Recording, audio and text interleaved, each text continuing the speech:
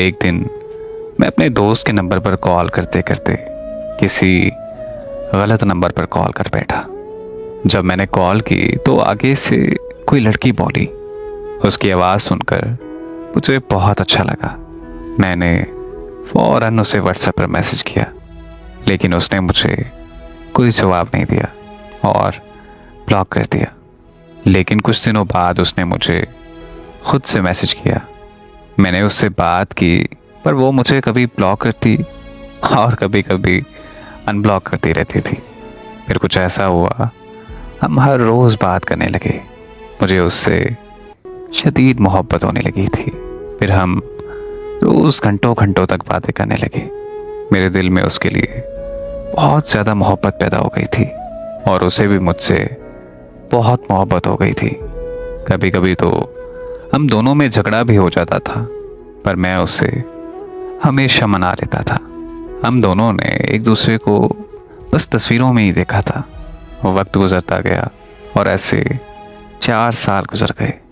वो मुझे जब भी शादी का कहती थी तो मैं उसकी ये बात हमेशा टाल देता था, क्योंकि मैं अभी पढ़ रहा था और सेटल भी नहीं था, और मैं ये हरगिज़ नहीं चाहता था कि मैं उसे शादी करके घर लाकर तकलीफ़ों में रखूं। फिर ऐसे ही हमारे दरमियान एक दिन लड़ाई हुई। इस बार मुझे उसे मनाने में थोड़ा वक्त लग गया, लेकिन तब तक उसे कोई और पसंद आ गया था। उन दोनों की इंस्टाग्राम से बात शुरू होके व्हाट्सएप तक चली गई।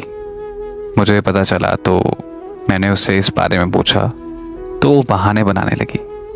जब मैंने उसे कहा कि मुझसे झूठ क्यों बोल रही हो, तो वो कहने लगी कि तुमने मुझसे कौन सा शादी करनी थी, और वो लड़का जिससे मैं बात करती हूँ वो मुझसे मोहब्बत भी करता है और मुझसे शादी भी करेगा, और अब मैं उसी से ही प्यार करती हूँ। फिर मैंने उसे बताया कि मैं भी तुमसे कैसे शादी कर सकता हूँ। मेरे पास ना तो अभी कोई घर है और ना ही कोई जॉब।